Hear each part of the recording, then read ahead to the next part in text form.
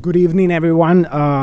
Thank you all for coming. My name is Mario Chacon. I'm an assistant professor of politics in the Division of Social Science at NYU Abu Dhabi, which is hosting this event along with the NYU Abu Dhabi Institute. So on behalf of them, welcome you all. I'm very pleased to introduce you tonight to Jim Robinson. Jim is the David Florence Professor of Government at Harvard, and he's a very special, social scientist in the sense that he combines a very deep knowledge of history, politics, economic theory, and the special thing is that he does it in a way that makes sense. He's another distinctive feature of his work is that he's not afraid, to ask the big questions in social science. So his research is around, two major questions. The first one is why, what explains the gap between rich and poor countries. On that area, he has joined work with Daron Acemoglu and Simon Jones from MIT. They have a series of empirical papers that have been very influential in the literature. So especially maybe some of you might know The Colonial Origins of Comparative Development. That's a paper that has become almost a mandatory reading for any student of economic development and political economy. Following the same approach, they have a series of papers studying how historical events have shaped the long-run economic trajectory of countries such as the French Revolution, the Holocaust, the Glorious Revolution. So these are, very influential papers in terms of economic growth and political development. On top of that, he has also made some contributions to political science, especially some theoretical work on the determinants of democratic institutions. So his work on the economic determinants of democratic transitions and the nature of democratic institutions has also been very influential in the comparative politics literature. This work is summarized in his book, The Economic Origins of Dictatorship and Democracy. Has an enormous impact on the field of comparative politics, and they got several prizes, among those, the Woodrow Wilson Award, awarded by the American Political Science Association as the best book published in 2006, and also the William Riker Prize for the best book published in political economy in the same year. Today, he will talk about his new book that was just released a little bit more than a month ago, titled Why Nations Fail, The Origins of Poverty, Prosperity, the Origins of Power, Prosperity, and Poverty. And as you will see in this book, they're trying to combine these two research agendas into a single question to understand why countries fail, why countries are rich, and why for some countries it's so hard to achieve a sustained economic growth. So I'm very pleased to have him here. We're going to have a 15-minute presentation, and then we're going to open up the floor for questions. We're going to have about 20-25 minutes for questions. So, welcome you.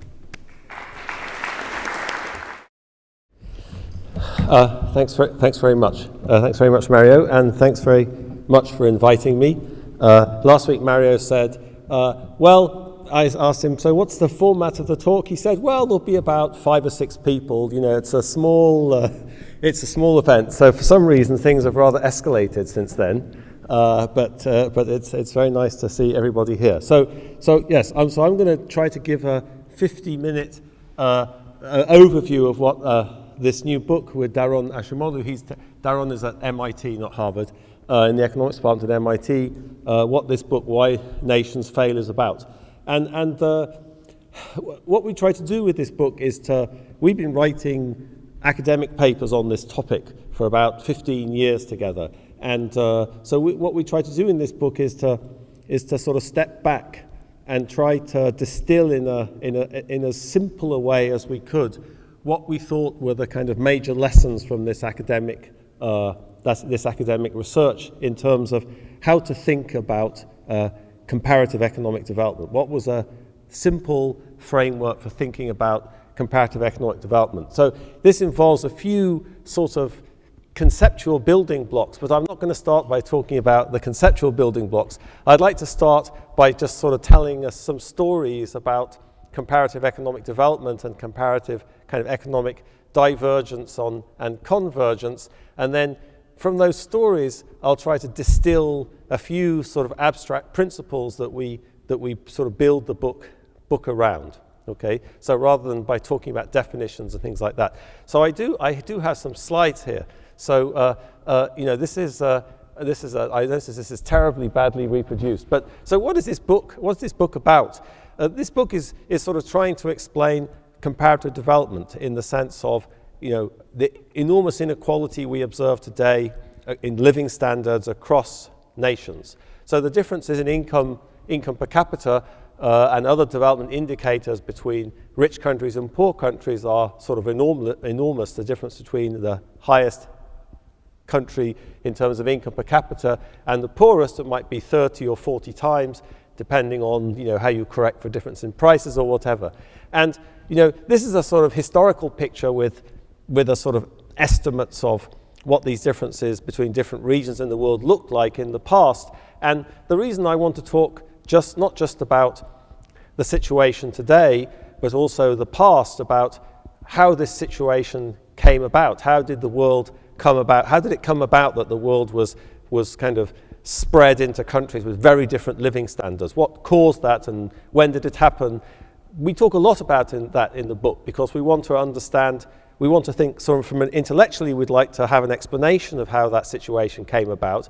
But we also think that it's very difficult to understand differences in development, differences in income or life expectancy or whatever it is today in the world without understanding the historical processes that gave rise to this enormous world inequality. So this is not something you can understand just by looking at the situation today. It's very important to understand how that situation came about. That's a very powerful tool for sort of discriminating between different types of theories and different sorts of explanations, and it helps you understand much better what you'd have to do in order to change that situation, I think. Okay, so let me. The first chapter of the book talks about a particular economic divergence in the world between North America and South America. So I know we're in the Middle East, but let me talk about the Americas for 5 minutes.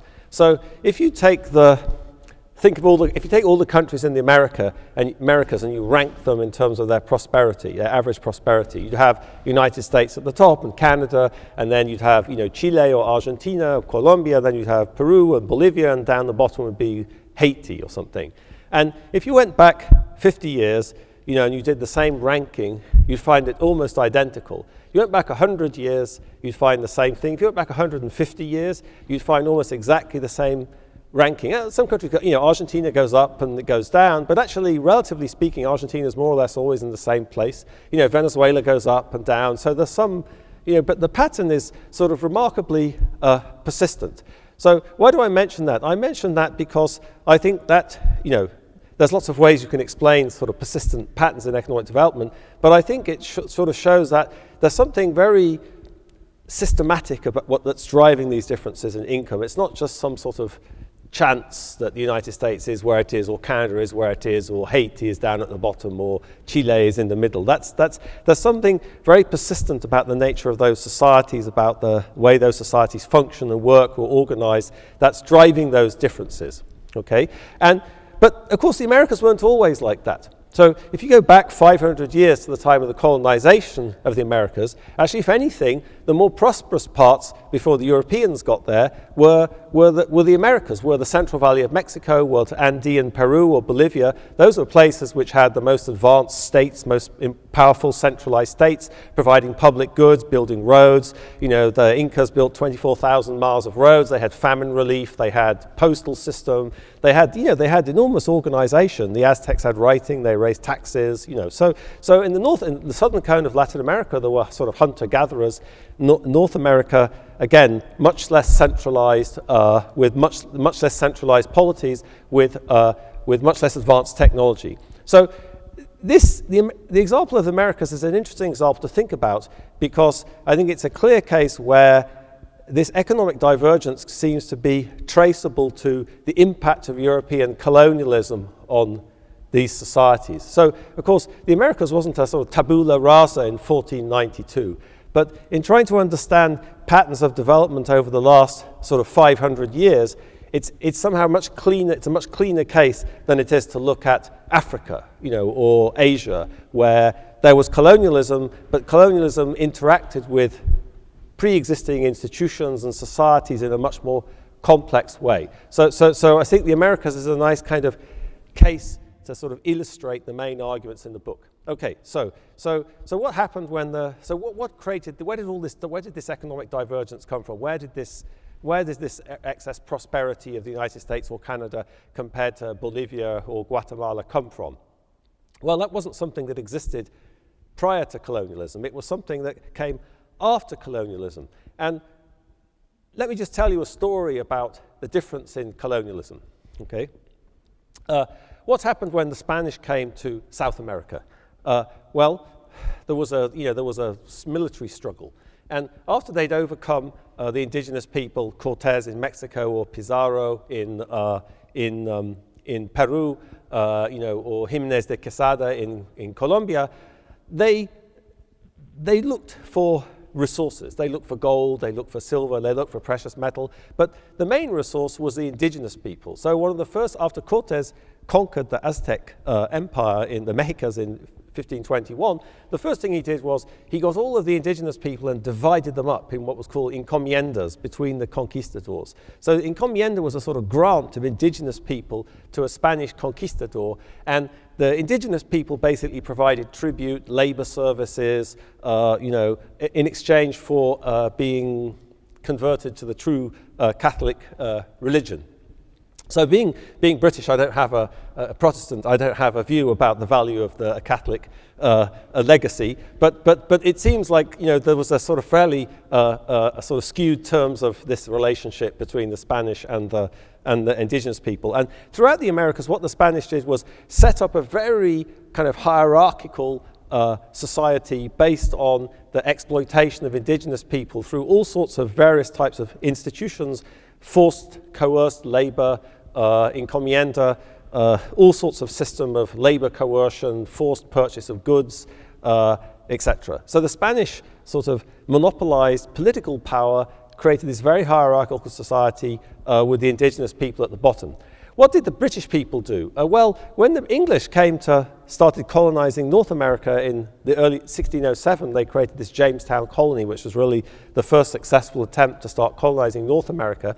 The British, they had the same model. So it's not that the British had a different model. They had the same idea. The Virginia Company, which colonized Jamestown, was a profit-making enterprise. It wanted to have a colony to make money.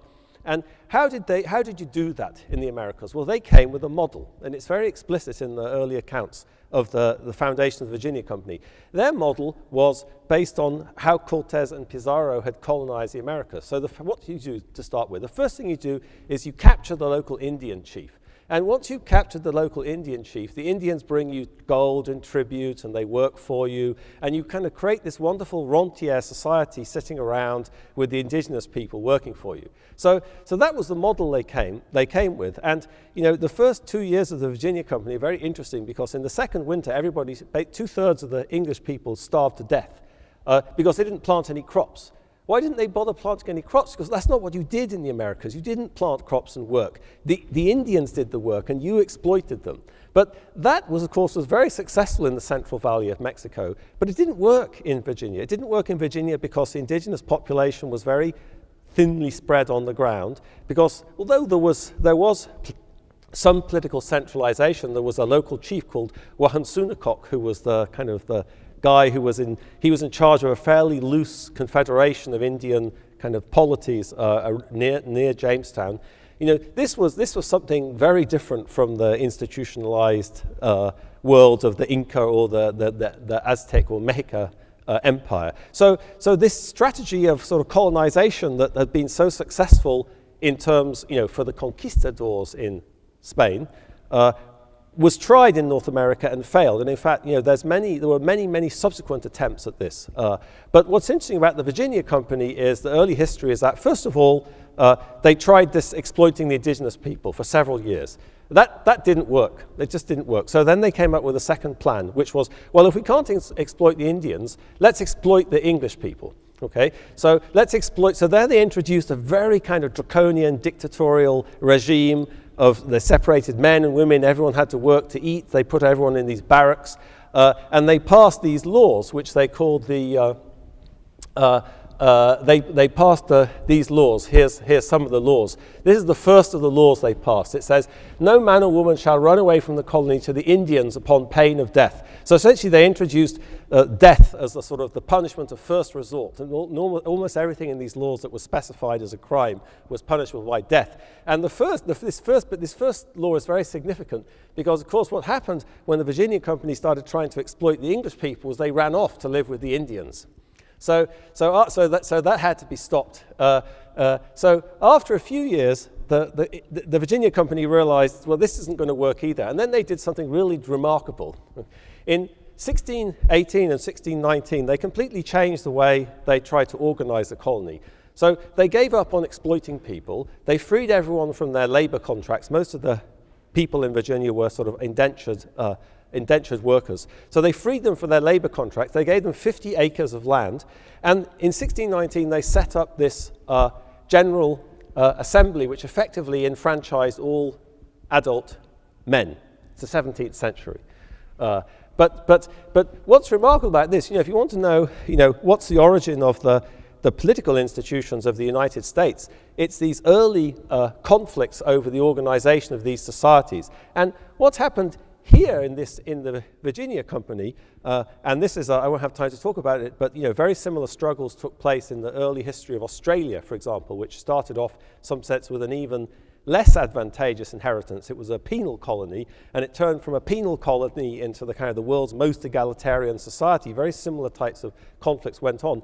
Here, it wasn't feasible to set up this very kind of exploitative system that the Spanish had. So in the end, they tried different ways of creating a viable colony.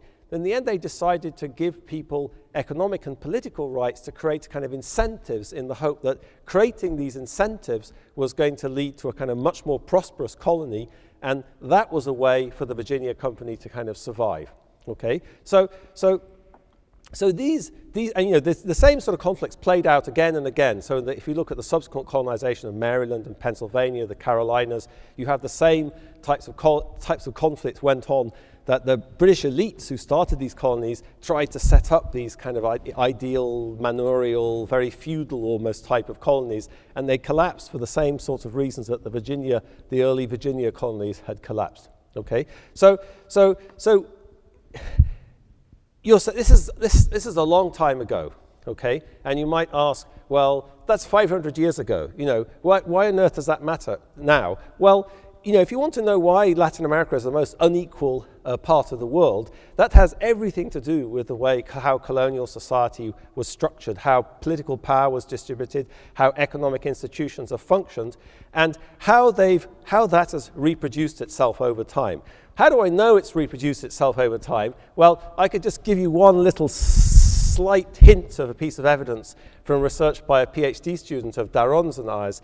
And what on earth is this picture? Well, the largest system of forced labor in the Spanish colonial period was something called the Potosí Mita. The Potosí Mita was this vast coerced system of labor for the silver mines in Potosí and Bolivia. So this is the barrier. This is the zero here is the boundary of the catchment area. So the Mita was this huge catchment area that stretched sort of right across Andean Bolivia and Peru. And in this catchment area, 1/7 of the adult males had to be continuously working in the silver mines in Potosí. So if you go to this is the following exercise. You go to the boundary of the Mita today. So you look at the boundary and you look at people just inside, look like at villages, you look at people just inside the Mita boundary and just outside. This is household consumption. This is outside, and this is inside. So when you look at the boundary, there's a huge fall in living standards for places today which were historically inside the Mita catchment area. And in fact, if you look at all sorts of different measures, education, infrastructure, kind of density of roads, the extent to which farmers market their crop as opposed to being involved in subsistence consumption, you see this legacy of this forced mining system. So you can see in very specific sort of legacies of very specific institutions, but there's also a much more profound kind of path dependence in the way that the political and economic systems in Latin America have reproduced themselves over time. So what I want to do from this discussion is just kind of abstract a few key ideas that we use to sort of structure the argument in the book. So we're going to say that we're going to make a dichotomy. So this is a very sort of simplistic, in reality, everything is sort of shades of gray, I guess you could say. But what we try to do in the book is make this dichotomy and try to see how far you can use this to just kind of organize our thinking about the world. So, and I want to make this dichotomy in terms of kind of economic institutions and political institutions. So by institutions, I just mean the rules that kind of structure people's behavior. So, and we're going to say that in Latin America historically, or Latin America today, has been characterized by what we call extractive economic institutions. So extractive economic institutions like the Potosí Mita, or like slavery, or like the encomienda, were economic institutions which were designed essentially to kind of redistribute income from one group of people, not just income, but also political power, as I'll get into more, from one group of people to the benefit of other people. So these forced labor systems, they were very deleterious for the welfare of the indigenous people, but they were very good for the conquistadors. The Spanish were much better at exploiting their empire than the British were. The Spanish crown did very well out of their colonial empire. The British didn't do well at all. In fact, after the 7 Years' War in the 18th century, when they tried to raise taxes on the Americans to pay, for all of this protection against the French, the Americans declared independence. How about that for ingratitude? So extractive economic institutions. So what's key about extractive economic institutions is the way they kind of impede the allocation of talent in society. So what do you need for an economy to be successful? What is it about rich countries that makes them rich? It's because they're technologically innovative. So it's technological innovation, creativity that's key for having a successful society. So you need to have a set of economic institutions that can harness the talent and skills and creativity and energy that there is in society and allow people to just sort of do their thing. So this is very straightforward economics. So economists would say, well, this is the efficient allocation of resources. And I think that's right. My favorite example of this from the United States in the 19th century is patenting. So if you look at patent data, so somebody has an Edison, Thomas Edison, who invented the light bulb, he had the world's record number of patents. So patents are very interesting documents because patents contain information about the kind of the background and the socioeconomic status of the patentee. So if you look at patenting in 19th century US, what you see is that patentees come from sort of everywhere in society: poor people, rich people, elites, non-elites, farmers, professional people. So ideas and talent is very broadly spread in society. So systems of coerced labor or extractive institutions are very bad for the economic dynamism of society because they just restrict people's ability to engage, to invest in education, to take advantage of economic opportunities, to use their ideas or talents or skills. So they're very good for the people who sort of in charge of these systems, but they're very bad for the dynamism of society. If you compare the North America to the US South, the US South was very undynamic. It was very uninnovative. It had very little industry. And why was that? Because it was based on the slave economy. In most US states before the Civil War, it was actually illegal to teach a slave to read and write. That was enormous waste of human potential, but it was very good for the plantation owners. Okay, so that's extractive economic institutions. So inclusive economic institutions are a set of economic institutions that, in some sense, allow the society to harness these skills and talents of its people. Okay, so thinking about long-run economic growth being driven by innovation, technological change, creativity, a kind of fact, I guess, that goes back to the work of the Nobel Prize winner Robert Solow in the 1950s, as a kind of superficial level, you might say, the economic divergence of the Americas is related to these institutional differences. But a kind of deeper thing is, to try to understand where do these institutional differences come from, okay? And in some sense, that's very much the emphasis of the book. It's all about politics, So somebody asked me what was the one-sentence version of this book. I thought that was a very kind of crass, superficial question. But then I was forced to give an answer because it was on the radio. So I had to repress my disgust and come up with something. And I decided that the one sentence, in like the nanosecond I had to think about it, I decided that the one-sentence version of the book was, the really important thing which explains comparative economic development is politics. It's all about politics. So where did politics come into this discussion of the Americas? Well, how come Latin American society got organized in one way and North American society got organized in another way? That has everything to do with the politics of the creation of those institutions, about who had power, how that power could be exercised, and what type of institutions emerged from that political struggle. So extractive and inclusive economic institutions don't just kind of appear from outer space. They don't come because some clever economist at Harvard did some experiment and decided that inclusive economic institutions were better than extractive economic institutions, or because some place was too hot and it rained too hard or too little, or it was too close to the equator, so then it had extractive institutions where in temperate latitudes it was cool and people worked hard and were more energetic, so they had inclusive economic institutions. It came from the politics of the creation of these institutions. So there's extractive and inclusive economic institutions, but lying behind that are sets of political institutions that lead to those economic institutions and are mutually reinforcing. So lying behind extractive economic institutions are extractive political institutions. So extractive political institutions, we emphasize two features of extractive political institutions.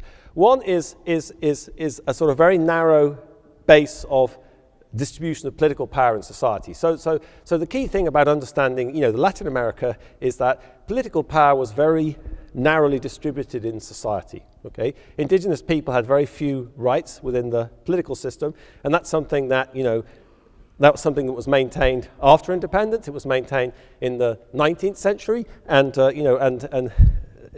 some parts of Latin America it's maintained right up to date. If you look at Bolivia, for example, it's only in the last decade that indigenous people in Bolivia actually have any kind of real say in the way their society is organized. Okay, so this narrow distribution of political power is very kind of important for understanding what type of economic institutions you get. But the other thing we emphasize a lot is sort of political centralization. That to have inclusive economic institutions, it's not, obviously there's some connection between the distribution of political power in society and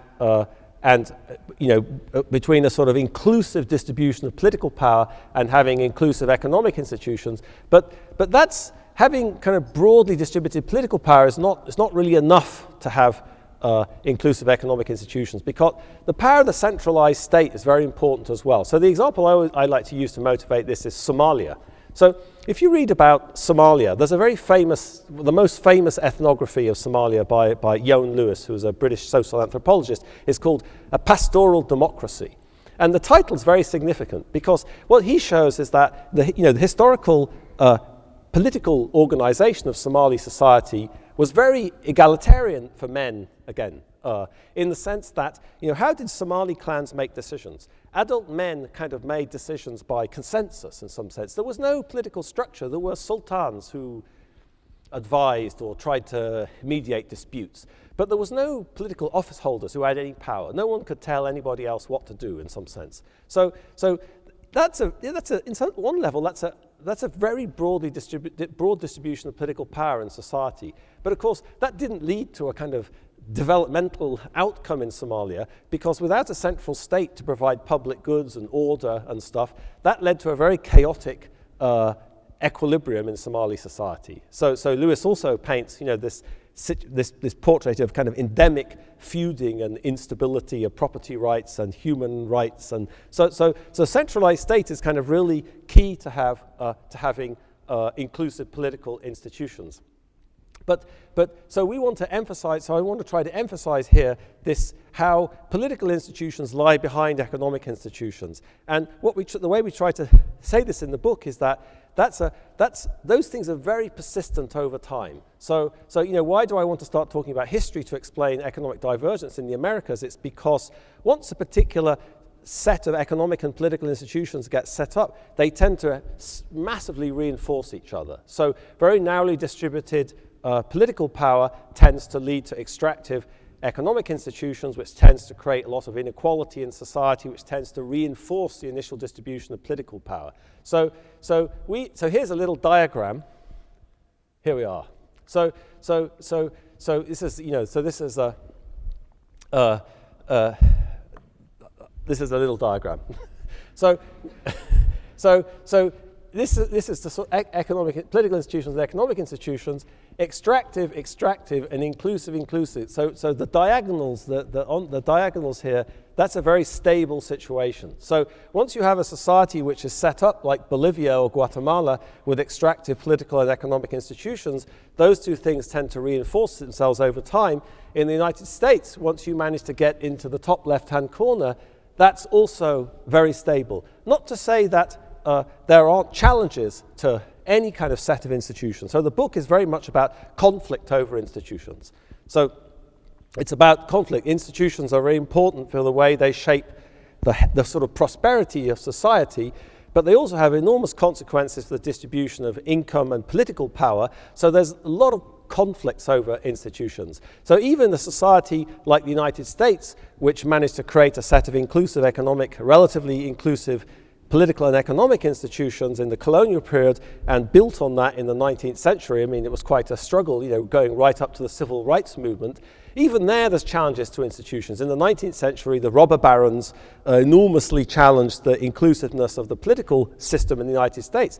And many people today believe that the political institutions in the United States are severely threatened by this enormous increase in inequality that's taken place in the last 25 years and the much greater power of money in politics. So there's always challenges to institutions. So this is not some sort of deterministic theory.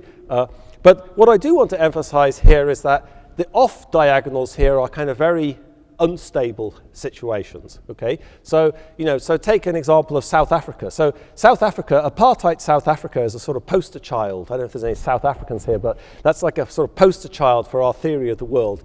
What was apartheid?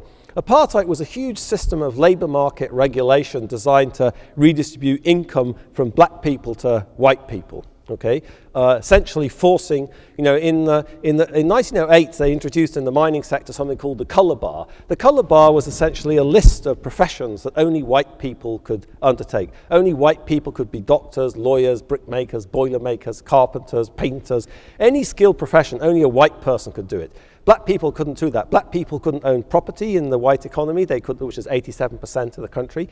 They couldn't start a business. Why was that? I mean, why stop Africans using their talent, skills, getting an education, doing any job they wanted? Because that forced Africans to be unskilled workers. It kept European wages high, it pushed African wages down, it was good for profits and rents. And in 1994, there was a transition to democracy, and the 80% of the population who previously had no political rights suddenly had rights, okay? So that's a situation where, you've been extractive, but suddenly the political institutions become more inclusive, okay?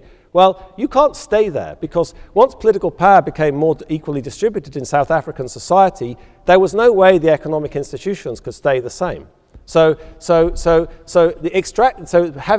having inclusive economic institutions and having inclusive political institutions and extractive economic institutions isn't stable because people who are empowered by that process of expansion of political rights, are going to change economic institutions in a way which become less discriminating against them. And this off-diagonal also is also unstable in the sense that you can't have relatively inclusive economic institutions like in China today with extractive political institutions like in China today. So that's not a stable situation either. What we emphasize in the book is that if you want to have sort of sustained long-run economic growth, technological change, etc., you need to have inclusive economic institutions underpinned by inclusive political institutions. That doesn't mean that extractive is not stable. It's very stable. You can have society with extractive economic institutions and extractive political institutions like North Korea, which is very stable. It can happily go on, and that can be very resilient. But the off-diagonals are difficult to stay in. You either go this way or you go that way. Okay, and to say that, to have sustained economic growth, you need to have inclusive political and economic institutions, does not imply that it's not possible to have growth, at least for some periods of time, particularly in this off-diagonal here, in the sense that if you can have a situation of inclusive economic institutions, so if you think about the economic trajectory of China since the late 1970s, is kind of moving from this cell in the matrix into this cell in the matrix. By making economic institutions more inclusive, by creating incentives in the economy, you can generate a lot of economic growth. But what this says, what we argue in the book, is that it can't be sustainable. And we illustrate that in different ways. I was going to talk about Liberia, but I got carried away. How can you think about this sort of unsustainable of the off diagonals? Well, this is a forecast of the economic growth of the Soviet Union from Paul Samuelson's economics textbook. So this was the best-selling economics textbook for donkeys, for decades. This is the 1961 edition. This is the Soviet Union here catching up with the US in the year 2000. Okay, if you go to the 67 version, the picture's identical. If you go to the 1970 version, the catching up gets kind of delayed to 2010. I don't have it here, but by 1980, the catch-up had been delayed to 2020, and after that, this picture disappeared from the textbook. Now nowadays we all think it's sort of funny, that the Soviet Union was ever promoted as a kind of development miracle. But actually, when I was an undergraduate at the London School of Economics in the early 1980s, we were taught that if you wanted to have rapid economic development, you had to have Soviet-style central planning. In the 1960s, everyone was the Soviet. Even Khrushchev himself was fooled by this. The CIA was fooled. Everyone was fooled. Why were they fooled? Well, because for 40 years, the Soviet Union grew very rapidly. It was probably the world's most successful experience of economic development up until that point. From the late 1920s until the early 70s, the Soviet Union grew very rapidly. How did that happen? Well, the Soviet state, the Bolsheviks created a very powerful state which was very good at taking people from the rural sector where they were basically doing nothing and sticking them in factories, which had an enormous increase in productivity. So I want to make one point with this, which is, the book, neither of us are scholars. We're not scholars of China, but the book makes a very clear prediction about, in some sense, the unsustainability of the current Chinese kind of economic model. So I want to emphasize that just because if you can't be wrong, it's not a scientific theory. It's a sort of identity or something. So I want to emphasize, we could be wrong, and I think that. I want to say two other things. The Soviet experience I find very interesting because I think it shows how easily we can be fooled by sort of 10 years good economic performance into kind of extrapolating into the future and making kind of erroneous conclusions about what's a good way of doing things. And the Chinese actually have lots of advantages over the Soviets. First of all, the Soviets couldn't export, because of the kind of geopolitical situation. And exporting is very good for maintaining quality standards and stuff. And the Chinese have been much better at the Soviets in terms of introducing inclusive economic institutions. Gorbachev, the Soviets sort of tried, even Stalin in the 1930s gave up on socialist man and woman and started trying to introduce incentives, but it never quite worked because there were just so many dysfunctional bits and pieces that had to interact with.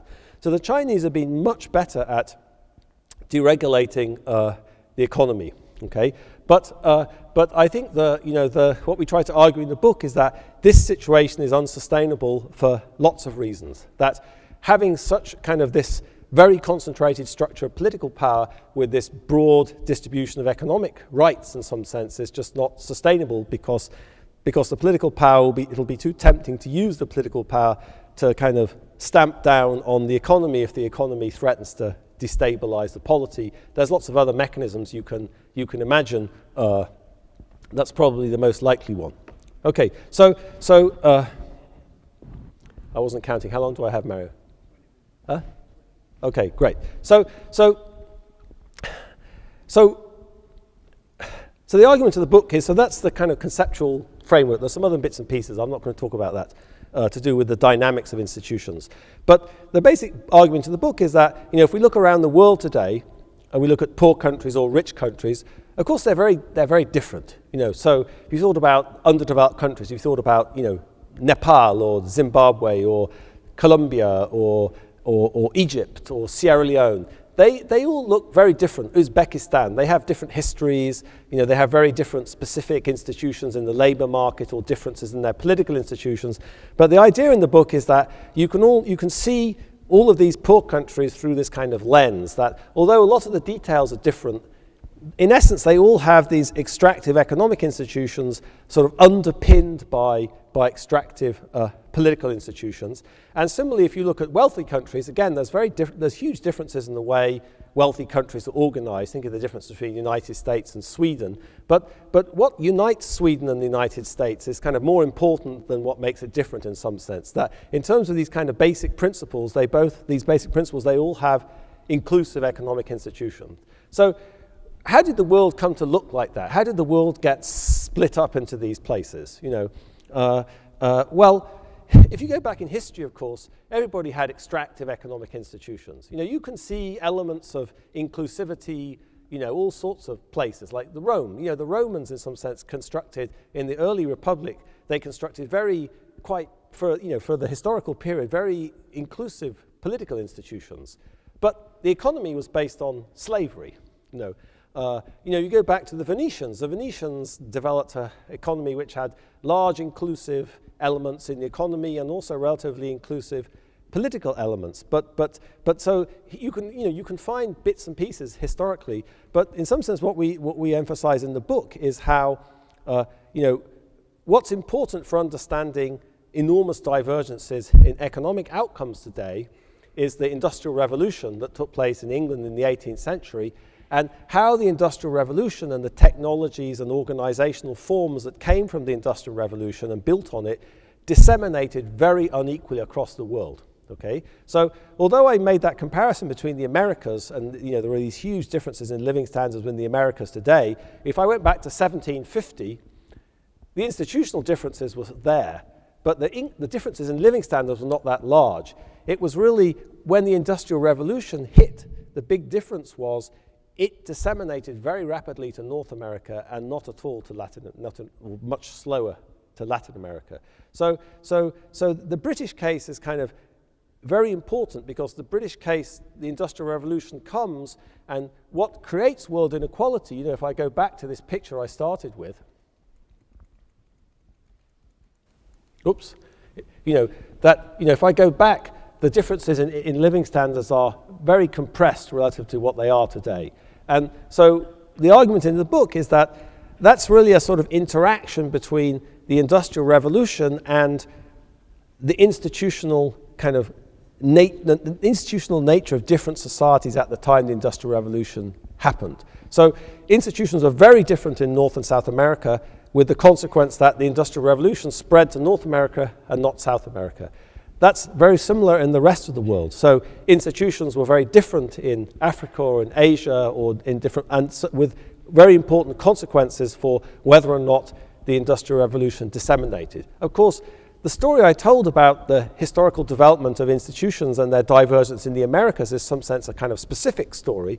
If I was going to talk about sub-Saharan Africa, then I'd tell a very different story about the African history and about the processes that created different political and economic institutions. I talk about the slave trade or indigenous slavery or political centralization, the role of colonialism. Colonialism, of course, was enormously important in setting up extractive institutions throughout large parts of the world. So the British Industrial Revolution had lots of consequences in terms of the institutions got forced on colonial countries. But that's in some sense what created this world inequality, this interaction between the Industrial Revolution and the distribution of extractive and inclusive institutions in the world in 1750 or 1800. Okay, so how come the British had this thing called the Industrial Revolution? Well, there, what we try to argue is that it's really, the 18th century, with all of this technological change and innovation, the Industrial Revolution, organizational innovation, the creation of the factory, that's closely related to political institutional change in 17th century Britain. So it was preceded by the Civil War and the Glorious Revolution and the development of much more inclusive political institutions and a much more centralized state. So this was a process where the central state in Britain became much more powerful and effective, and political power came to be spread much more broadly in society. So it was the development of inclusive political institutions in Britain that precipitated the emergence of more inclusive economic institutions and the Industrial Revolution. So in some sense, we think of the emergence of the Industrial Revolution and this transition that took place in Britain as being a sort of, that's a kind of transition from this cell in the matrix to this cell. Okay, and so that had kind of fundamental consequences for comparative economic development because of the enormous power of these technologies and organizational forms that came out of the Industrial Revolution. Okay, so that's the sort of basic story in the book. It's a kind of, as I say, it's a very simplistic. Simplistic has pejorative connotations, but that's okay. It is simplistic. Everything is sort of shades of grey in reality. Even the US, of course, there was enormous there was slavery, there was enormous discrimination against, there still is, but there was much more institutionalized discrimination against black people in the southern United States until the mid-1960s. But so that's, so it's all, so from that point of view, it's shades of grey, but we hope that this dichotomy is a sort of powerful way of thinking about, just kind of organizing our way of thinking. And in the book, I don't usually talk about it very much. We try to contrast this with different ways of thinking about these problems. But there's lots of different hypotheses in academia about the role of geography or culture. And the way economists tend to think about this is it's all about sort of ideas and about people having bad ideas and good ideas are like your most recent paper, and bad ideas are all the papers that economists wrote kind of prior to your most recent paper. But economists tend to focus very much on this role of ideas and good ideas and bad ideas, and we try to ask, we try to argue that it's very difficult to think systematically about these big patterns. I start by talking about this American example also because I think you see huge kind of systematic patterns in the Americas. So we'd like a theory which can sort of try to explain where those patterns come from. But I also think, and the theory of the book is not a sort of deterministic theory in the sense that there's nothing inevitable about those patterns. There's nothing inevitable about, British economic success. Actually, as we try to point out, and this is sort of like someone accused me of being a self-loathing Englishman last time I talked about this. But, Britain, if you go back to Britain was not a, star performer. I mean, if you look at even at the end of the Roman Empire, the place where, Roman institutions and economic institutions, political institutions, everything collapsed most definitively was Britain. Roman Britain, there was enormous, technological regress. The wheel disappeared, houses were made much less well, pottery was much worse quality. Britain was a very sad place after that. And right up, 150 years before the Industrial Revolution, Britain was a minor, pathetic little country. It was the Spain and France where the action is. Why did the British colonize Virginia? Because the Spanish had all the nice bits in the Americas. The British tried to take them away. They succeeded with Jamaica. They managed to take Jamaica from the Spanish. So in the end, they had to make do with this rocky kind of unappealing thing, called the United States. So it was not. There was nothing inevitable that this should happen in Britain, and so we we try to talk a little bit about counterfactual worlds, and I don't think there's anything inevitable about what happened in Britain. And I don't think there was anything particularly good, generally about the British. So one of the myths about, the success of the United States, for example, is that this is something to do with the nice kind of British people who brought, civilization and crumpets and cucumber sandwiches and cricket or something. Although the United States are very bad at cricket, by the way, nowadays. I don't quite know. Actually, Orlando Patterson, a colleague of mine in sociology at Harvard, has a theory about that, but I won't go into that. But, that's true, but at the same time, if you look at just English colonies, there's enormously unsuccessful English colonies. In fact, the divergence in economic performance between British colonies, just within British colonies, is as large as within the world itself. And while Britain was colonizing the Americas, it was also running the Atlantic slave trade, which doesn't seem to be a terribly kind of benevolent institution. So it's not a theory about particular characteristics of particular peoples. It's a theory about conflict in institutions which panned out in different ways historically. In the British case, through kind of contingency and through chance. There was nothing inevitable about the type of society that emerged in 18th century Britain. But once it did emerge, it had enormous consequences for economic development and then subsequently for comparative development. So let me just say one more thing about how this, how does this view of the world kind of make you think about kind of addressing problems of development today?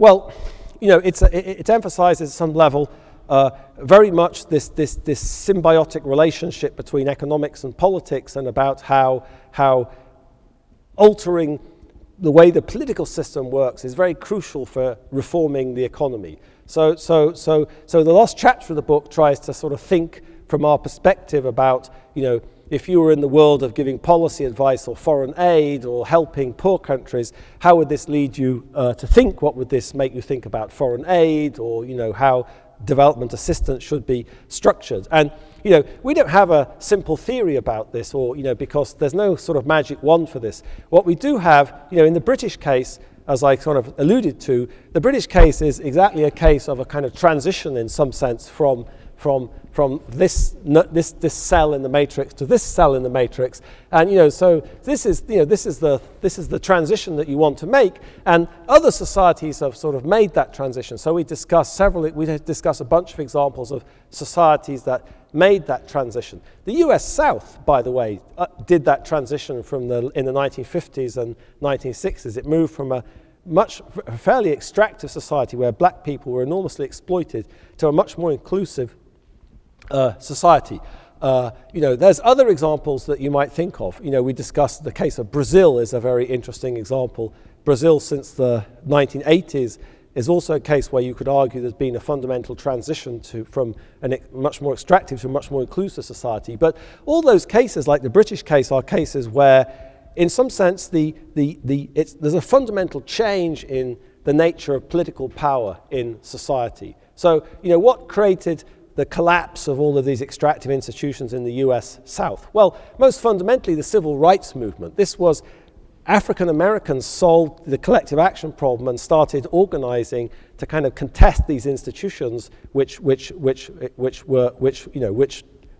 kind of exploiting them. So there was a big change in the balance of political power in society. So political conflicts changed. So I guess that's the fundamental message of the book in terms of if you want to solve the problem of poverty in many poor countries, it's a matter of trying to change the way the political system works. Now that's, you might say that, well, how on earth do we know how to do that? And I think that's very complicated. I don't think there's simple recipes for doing that. That's very context dependent. It depends very much on how the institutions of a particular society work and how they're structured. it's, the way I think about it, that's more or less unrelated to kind of foreign aid. Foreign aid may be sort of good. It may get a well built or a school built that otherwise wouldn't exist. But obviously, in itself, it's not terribly designed to kind of change the way the political system works. I don't think foreign aid makes politics more dysfunctional. Every country that I've studied in detail, I've always thought that the foreign aid was more or less completely independent of kind of how things really worked. So I've never got the sense that foreign aid was really the root of all evil, but it's obviously not the magic wand either. So that's just to give you some kind of hint about how we talk about that. So I think I probably talked long enough. I could talk more, but probably I should shut up and let people ask questions. I think I got the basic idea across. Okay.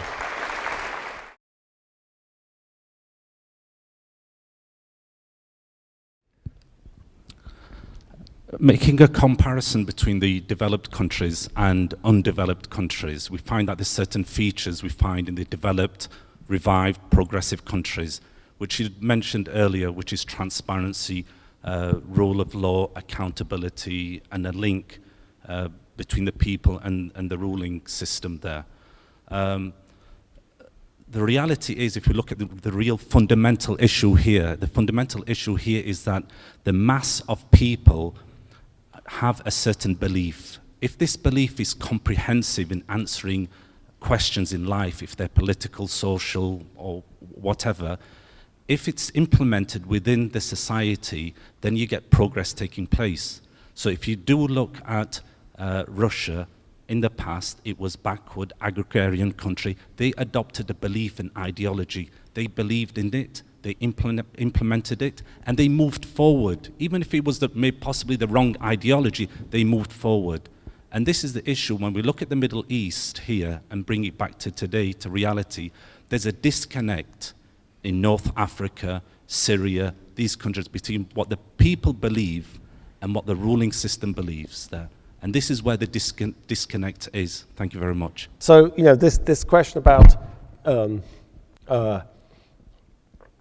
this question about ideology. So, we try to discuss in, or the people's beliefs. We try to talk about, that comes up in the context of sort of alternative hypotheses we talk about in the book. And I agree, that you can find particular contexts where you can see that the sheer, vision or charisma of a certain person like Lee Kuan Yew or something, or perhaps I've been hearing a lot today about the founding Sheikh of the United Arab Emirates, who seemed to be a kind of extraordinary person who had a kind of vision for how he wanted society to evolve. And, I think that it's just obvious that, a powerful, charismatic leaders like that with a vision can have an enormous impact on, society for good or bad. Adolf Hitler was a charismatic leader with a vision also that created an enormous amount of chaos and evil in the previous century. But I find it very difficult to explain the sort of comparative patterns of economic development by appealing to those things. I think those things are important in instances, but I find it very difficult to explain kind of systematic patterns by appealing to sort of differences in ideas about, my own personal kind of experience is that, when I travel in the world, is that I find people's aspirations to be kind of very similar. People have different ideas about, how society should function or what's kind of ethical or what's not ethical but I think people have the same aspirations in terms of kind of material success, in terms of their family, in terms of in terms of their children, in terms of what they want to do. They want to travel, they want to I find people's aspirations are the same, and I don't find that you can have lots of scope for different kind of moral principles within a society that generates prosperity. If you take the United States, you have fundamentalist Christians, or Mormons. Maybe there'll be a Mormon president of the United States soon, who have a very different set of kind of moral or ethical beliefs, about the world than I do, for example.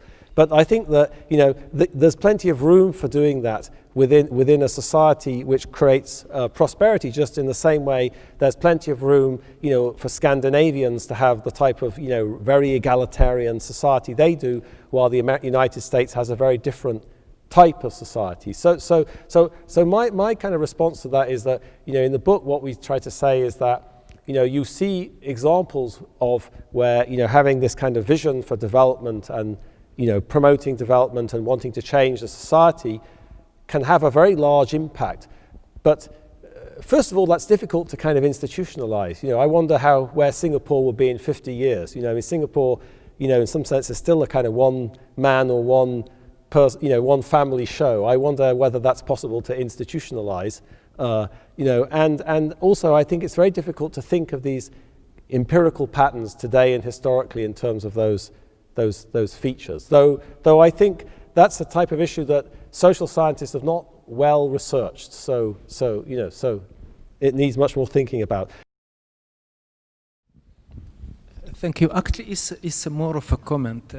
I really thank you for the framework. Like the gentleman said, there is really a big correlation between the economic institutions, inclusive, and those sort of the inclusive political institution as well. I think if I might add to that, something very, very important is what I call the moral institutions. Because I can say that the US is a prosperous nation because of the use of the economic and the political institutions.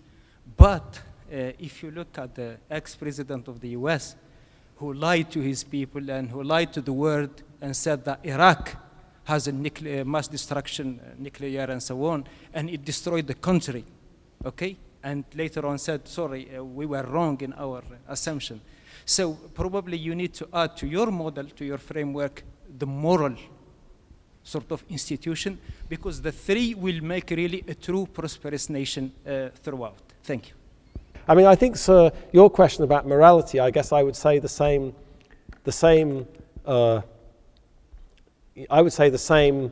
thing, I suppose, to that, you know,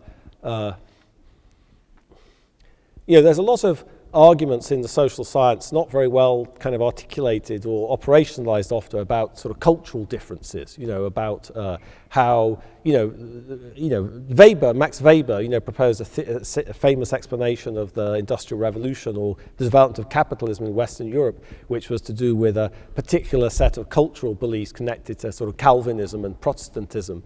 And though, you know, to the extent those ideas have been tested, they haven't been really successful. You know, in the United States, it's very common. I mean, we talk about this a little bit in the book, for example, to claim that, well, you know, the problem with the Middle East, you know, is that in the Middle East, you know, there's these sort of religious beliefs that make it very difficult to have a functioning capitalist society. And there's actually quite a large academic literature going back a long way discussing, you know, whether Islam was consistent with capitalism. But I'd say the same thing, which is, you know, my impression is that when I look at the Middle East, I'm not a scholar of the Middle East at all, but when I look at the Middle East, I see it fits very comfortably within my view of the world, which is perhaps more been heavily shaped by my research on Latin America or Sub-Saharan Africa, which is that, you know, it seems like the place you'd want to start thinking about economic development in the Middle East is by saying, well, if I abstract from oil, you know, the income per capita of non-oil producing Middle Eastern countries like, you know, Egypt or Jordan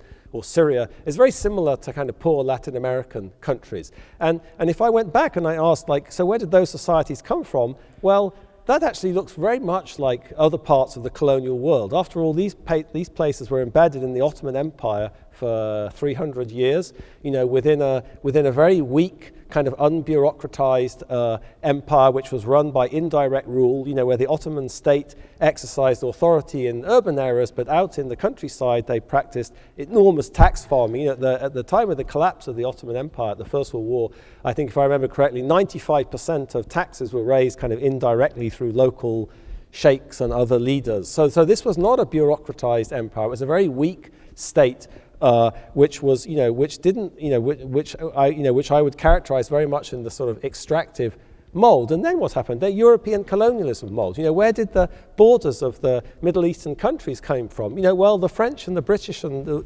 drew them on some map, in 1922, whenever it was. So this looks,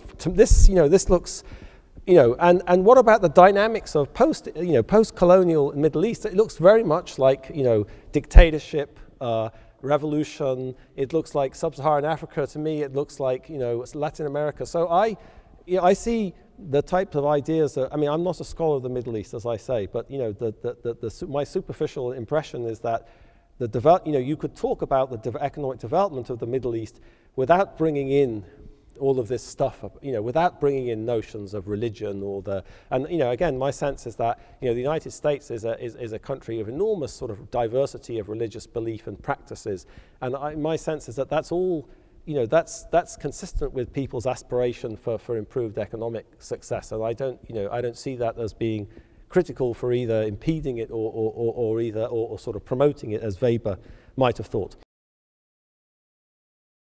While you were talking, you did refer to China, but in general, it seems that your research has not focused as much on Asia as it has on the other, the other parts of the world that you mentioned. I haven't read the book, so maybe you have focused on Asia. If you didn't actually focus as much on Asia, why not? And where does population overlay with actually this whole model of yours? Because that, to my mind, is what's missing. Poverty has, in many cases, been related to land and natural resources not being able to support very large populations. I just think that, you can't know about everything.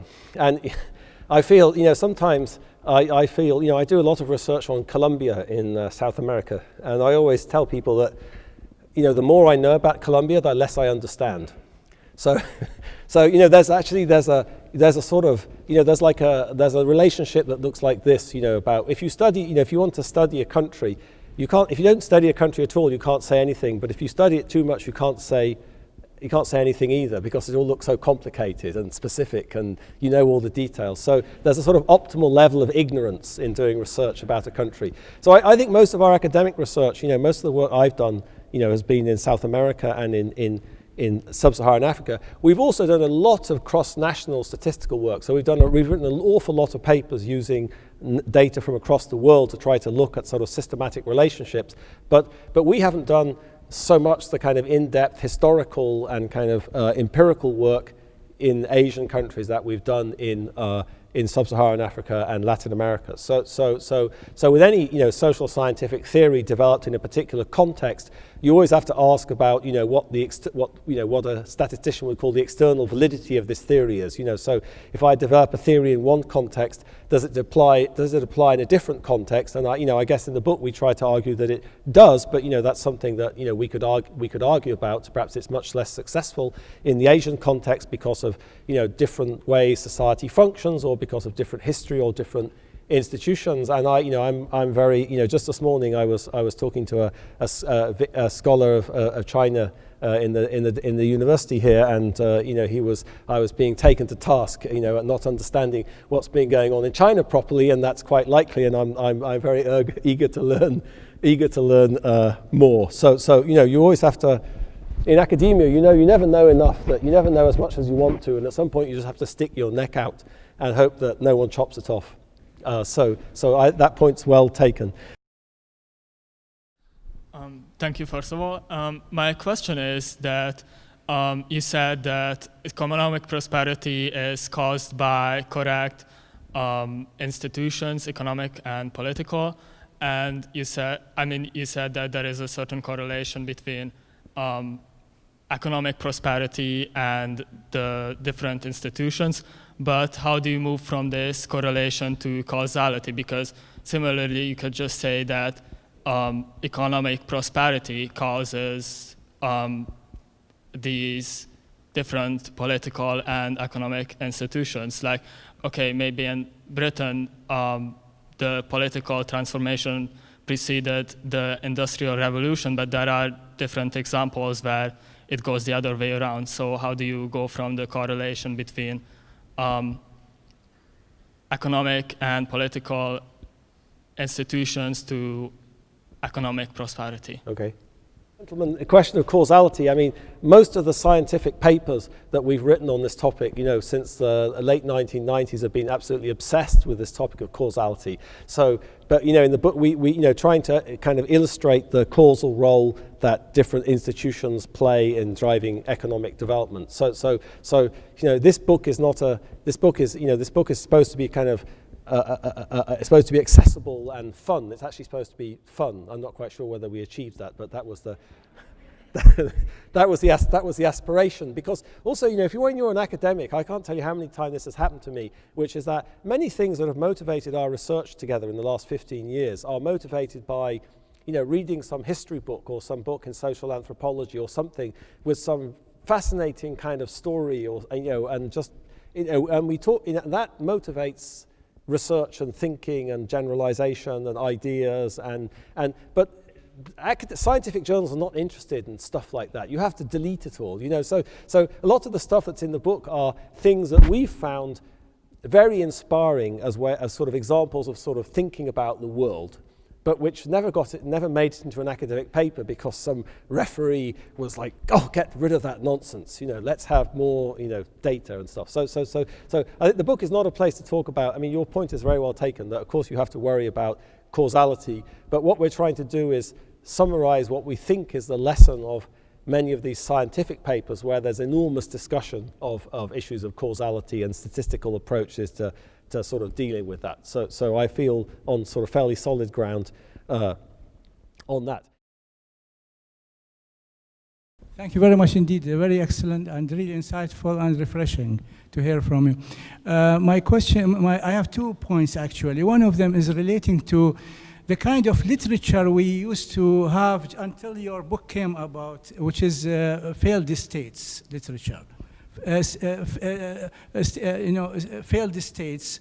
Many people wrote about failed states, like Naum Chomsky and many others. Yes. My point is like this: where do you find your literature? Where is the convergence between failed states and nation failures? And where do you find this in historical terms or in any other political science terms? This is the first one. The second point is we live in a place where knowledge-based economies in many countries are really taking the lead, not the original traditional resource economies now, like oil and fossil fuel. We're taking knowledge-based economies like nanotechnologies, biotechnologies, laser, all of these things. Many small countries play greater roles in these kind of situations. Like you mentioned, Scandinavian countries, also Finland, like Lithuania, for example. Yesterday in the ECSSR, I am from ECSSR, my name is Ahmed Shikara, we invited the foreign minister of Lithuania, and he was speaking very, very persuasively about his own country's economy. And Lithuania is a very small country, 3 million people with 300 kilometers long, but very, very influential. So my question is like this: how do you square soft power, Joseph Nye's thesis, knowledge-based economy, with the kind of political institutions we would like to have, adapting to that kind of economies? Thank you very much. So, what's the relationship between failed, this language of failed states that's very popular nowadays? DFID in London, the Development Agency of Britain, they're obsessed with failed states, which I said, this is great. Let's pick a priority topic, about which there's almost zero social science kind of wisdom. So what's the connection between that? Well, the connection is through this channel of political centralization. So I think, what we would say is, if you think about failed states, think about like Sierra Leone, for example, in the 1990s, that would be a sort of classic example of a failed state.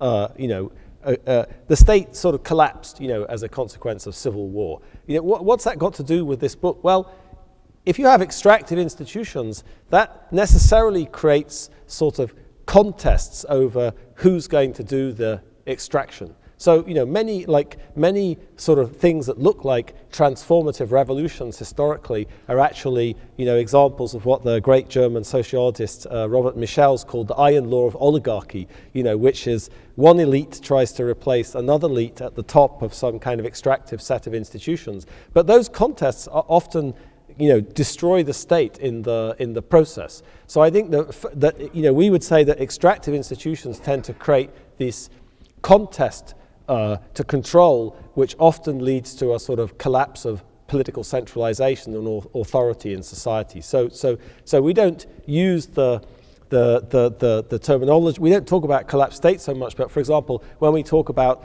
in chapter 13, we talk about, why nations fail today, and we talk about these many different cases. Some of those cases are specifically cases where the central state is very ineffective at functioning, and that would be a situation of a failed state. So it comes in that sort of context. I think that, I don't know why, this question of nations, states, countries, polities, what's the right sort of word? I guess if I wanted to have a Freudian explanation of this, I would say it's something to do with the fact that there was a chap called Adam Smith who wrote a book called The Wealth of Nations. So perhaps that's how nations ended up in the, nations is a very modern concept, the concept of a nation and nationalism, and did the Romans think of themselves as a nation? No. But anyway. Hello, my name is Ibrahim Al-Hashidi. I'm from Zayed University, and my question to you comes from Noam Chomsky's book, Hopes and Prospects, where I really believe that your presentation is actually a breakthrough in introducing a lot of the factors of economic development to many students who are studying social sciences. However, one of the things that I want to ask you, and I'm going to use an example of Latin America in order to have relevance to your topic, which was brought in his book where he used the North American Free Trade Agreement, which was really convincing towards the way where the American economy had a lot of economic colonialism towards the Latin American countries. And my question to you is that actually has a lot of effect over what you said was the traceable history of economic development throughout the ages. So where do you think that also falls into your theory? Thank you very much. So the question of Chomsky and so the book, I think colonialism, you can't work in the parts of the world where I've worked. I mean, I don't know the Middle East well, but without sort of concluding that European colonialism has had a fundamental impact on the way societies, institutions were structured, and so in the story about the Americas, I sort of emphasized this kind of historical juncture where these societies got kind of formed in different ways, and then that persisted over time. So I didn't have time to talk about that, but in the book we talk about lots of sort of examples in this kind of chain, from the past into the present, and how these things reproduce themselves. So you might ask, well, okay, but doesn't that go on, right up to today? What about, what the historians call the informal empire? What about, U.S. imperialism, meddling in countries? And I think that's clearly important. I mean, the U.S. has tried to meddle systematically in the polity and the politics and the economics of Latin American countries, supporting military dictatorships, encouraging coups, trying to structure markets to the benefit of its own businesses. But I guess I would say that appears much less in the book, because I feel that force, although that's certainly present, is much less powerful than these historical factors that form the way the society is. I mean, if I think about Colombia, for example, which is a country I've done a lot of research on, who is it that benefits from the way Colombian society is structured? Not the United States, not the United Fruit Company, or Standard Oil or whoever, even historically. It's the Colombian elites. It's the people who exercise the power and own the land and have the monopoly rights over all the businesses and get all the government contracts and protect themselves, with private security guards and form paramilitary groups. And these are the people who are really benefiting. So I would say, relative to the type of thing I emphasized, I'm not saying that what you allude to is not important. It is, but I guess I would say that was less important than the type of things that I emphasize. So that response that you had to the Asia question, I just want to revisit that. So like in this area, in a sense, you only have, from what I can tell, what you discussed, like only one successful, like, you know, a nation succeeding, right? And that's India. If you could maybe conjecture, because what you suggested sounded like something like India is an outlier, but that's what it sounded like. But if you could just do some conjecture on explaining India's development and history, and with respect to this. I mean, in terms of India, you know, I mean, we do talk a bit about India. I think, you know, of course, you know, India is a fabulous example of extractive colonialism. You know, the East India Company spent almost a century seriously looting, you know, everything it could get its hands on in India. You know, if you look at the first half of the 19th century in India, at the expansion of the East India Company out of Bengal and in the East, what you see is a kind of systematic de-urbanization and de-industrialization. In the 18th century, India was one of the, you know, was the world's largest exporter of textiles, which, you know, from the late 17th century onwards, the British banned the import of Indian textiles into Britain under what were called the Calico Acts. So to make the British textile industry, you know, to help the British textile industry along, they banned all imports of Indian textiles, and the Indian textile industry more or less disappeared as the East India Company expanded, and was replaced by, you know, opium exports to China. So I think that, you know, the India suffered very, you know, and if you look at even after the 1857, when the British state took over, you know, the British did nothing whatsoever to develop India. They did no investment, you know, in the public sector, in education, in infrastructure, and so there's parts of the India story that fit in. I don't want to talk about India particularly, but I think there's parts of what happened in India. I wouldn't say India was anomalous. I think India experienced many of the same processes we talk about. I just wanted to say kind of honestly that I'm not a scholar of India in the same way as I would say I was a scholar of other parts of the world, so the application is more speculative, but I don't want to say it's anomalous. I agree with the analysis that is historically contingent rather than deterministic. But my real question is regarding, you talked about the impact of colonialism on colonial societies, but you have not talked about colonial possession and its impact on colonial powers. How much colonial possession had impacted? Because looking at your graph, you see the takeoff of developed country coinciding actually with the expansion of colonialism. Is that pure coincidence, or it has something to do with it? Thank you. So, you know, what was the impact of colonization on the colonizing power? Well, actually, we've done a lot of research on that too. So I think that's also fundamental importance. And in fact, you know, you could argue that the way that the British Empire was structured and the way that colonial expansion took place in the 17th and 18th century actually had a kind of reinforcing effect on the institutional dynamics in Britain, in the sense that it empowered the kind of merchant class.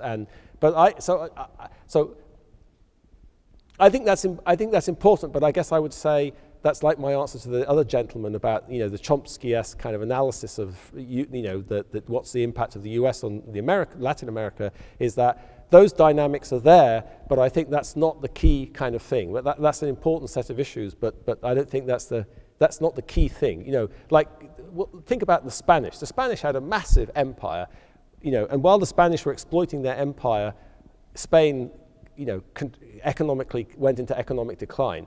You know, the British had a huge empire. It was structured in a very different way. Why was that? Because of the political conflicts in Britain, which influenced how the empire was developed. So I think there's a sort of positive feedback from the way the British Empire worked. But I'd say that, and that's in the book, and that's an important thing which I didn't talk about. But again, I'd say that's not the big story. It's part of the story, but it's not the big story. I just wanted to ask, a lot of times when we think of inclusive political institutions, we think of democracies. can we think of some other examples besides democracies of inclusive political institutions? So we obviously there's a connection between democracy and what I said was the equal distribution of political power in society.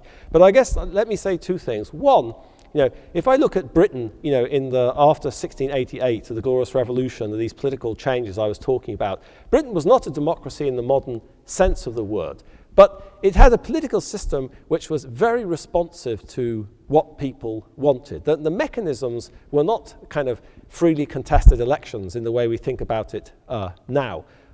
But democracy, there was enormous kind of responsiveness of the political decision makers to what people wanted in society. So there was a sense in which political rights were very equally distributed, even though it didn't look like a modern democracy. At the same time I gave my example of Somalia, you could argue, and this is actually true of many kind of acephalous societies historically in sub-Saharan Africa and elsewhere, in some sense, it was a very democratic way of making decisions.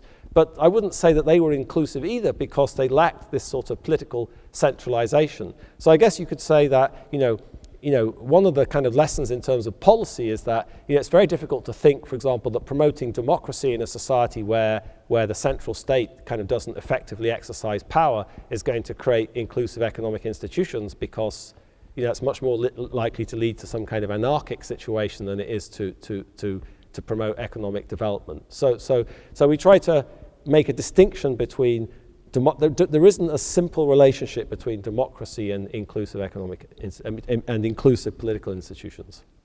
Okay.